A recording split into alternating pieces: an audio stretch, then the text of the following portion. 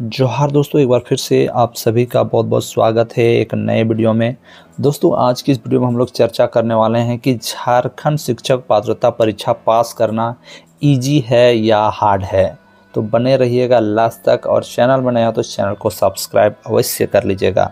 दोस्तों, एक्चुअल में बात यह है कि झारखंड शिक्षक पात्रता परीक्षा मात्र 2 बार हुई है। 2 बार हुई है। कब कब हुई है? 2013 में और 2016 में। यहाँ पर काफ़ी छात्रों के मन में अभी भी डाउट है सिलेबस को लेकर, सिलेबस क्या रहने वाला है।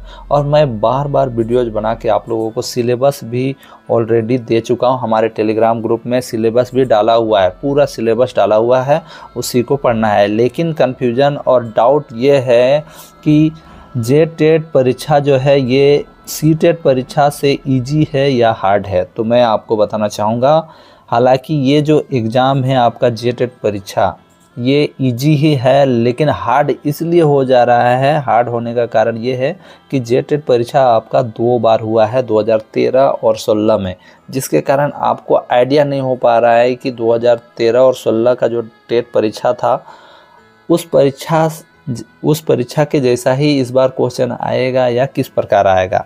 जबकि आप लोग देखते होंगे सीटेट परीक्षा साल में जब 2 बार होती है तो इस परीक्षा को पास करना इजी होता है।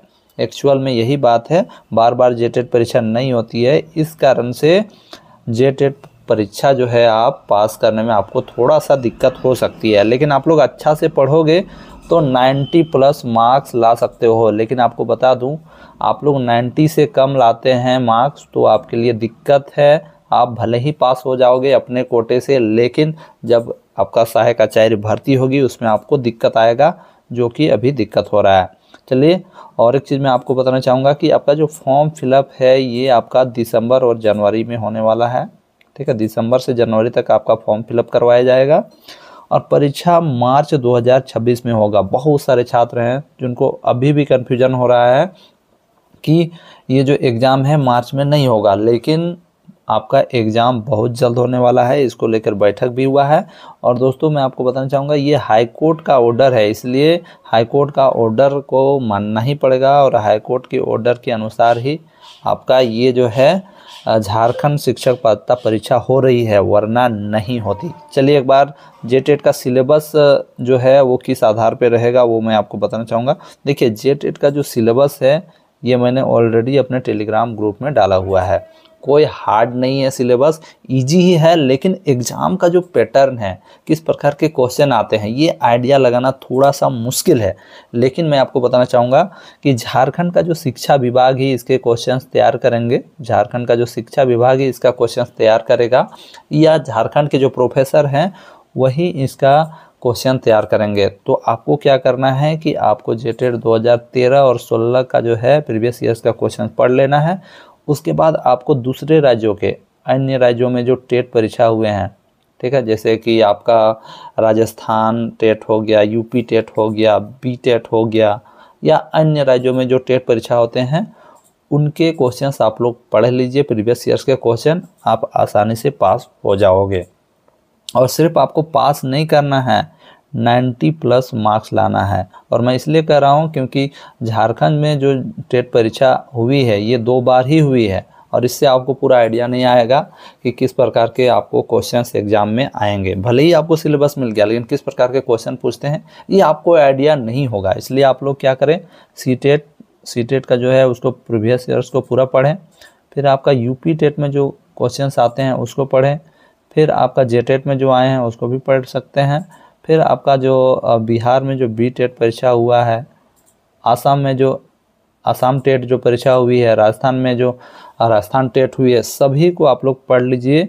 और मुझे लगता है कि इतना, मतलब झारखंड का जो शिक्षा विभाग इतना ज़्यादा मेहनती विभाग नहीं है, ये इतने मेहनत नहीं करने वाले हैं। जहाँ तक मुझे लगता है ये लोग सी टेट के क्वेश्चंस, यूपी टेट के क्वेश्चन या राजस्थान टेट के क्वेश्चंस कॉपी करके ये लोग डालेंगे। जैसा कि आप लोग देखे होंगे, एसएससी सीजीएल का जो एग्ज़ाम हुआ था उसमें हुबहू एसएससी सीजीएल के क्वेश्चंस कॉपी किए हुए थे। तो मुझे जहाँ तक लगता है कि ये लोग कॉपी पेस्ट करने वाले हैं, दूसरे राज्य के टेट परीक्षा के क्वेश्चंस ये लोग कॉपी करके झारखंड टेट परीक्षा में डालने वाले हैं। बाकी बात आपका सिलेबस क्या है, ये चीज़ आप लोग तो जान ही गए। लेकिन यहाँ फाइनली मैं यही कहना चाहूँगा कि आप लोगों को अच्छा से पढ़ना पड़ेगा।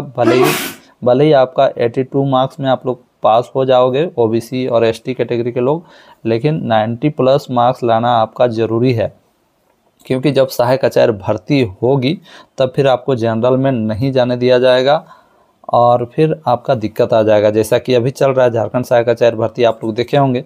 इसलिए सभी को क्या करना है कि 90+ मार्क्स लाना जरूरी है, और 90+ मार्क्स तभी ला सकते हैं जब आप अभी से पढ़ेंगे। बहुत लोगों को लगता है कि अभी तो एग्ज़ाम बहुत दूर है, 5 महीना है, तो 5 महीना मतलब कितना होता है, 30-25 150 दिन। क्या आप 150 दिन पढ़ोगे?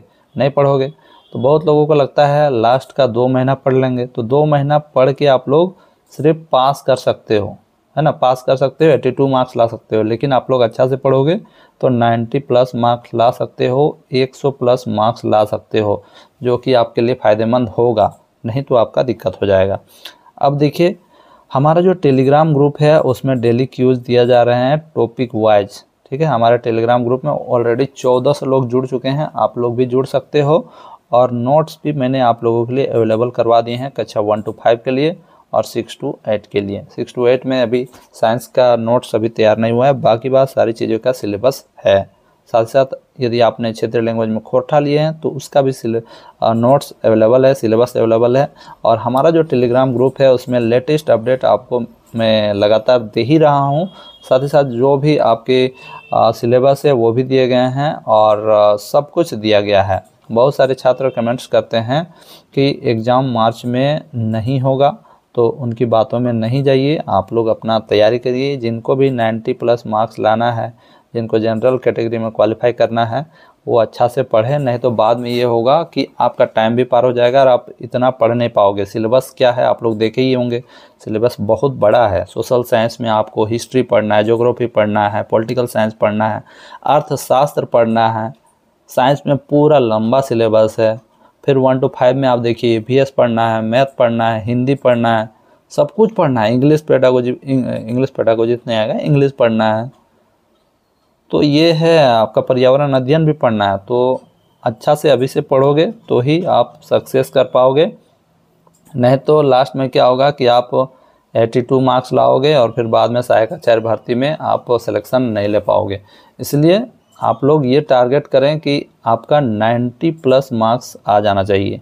कितना आ जाना चाहिए? 90+ मार्क्स आपका आ जाना चाहिए। और इसके लिए है कि आप लोग नोट्स लेके पढ़ें।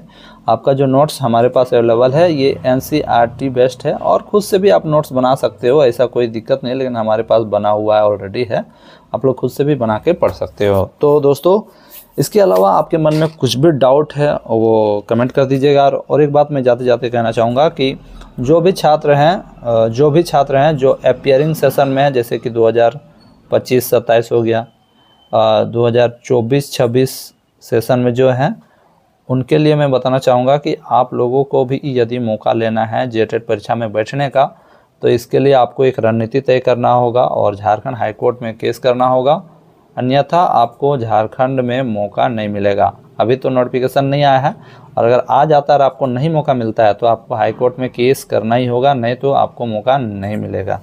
दोस्तों, इतना ही कहकर मैं अपने वाणी को विराम देता हूँ। आपके मन में कोई भी डाउट है तो ज़रूर कमेंट कर दीजिएगा, और याद रखिएगा मार्च 2026 में आपका एग्ज़ाम तय है। जय हिंद, जय झारखंड।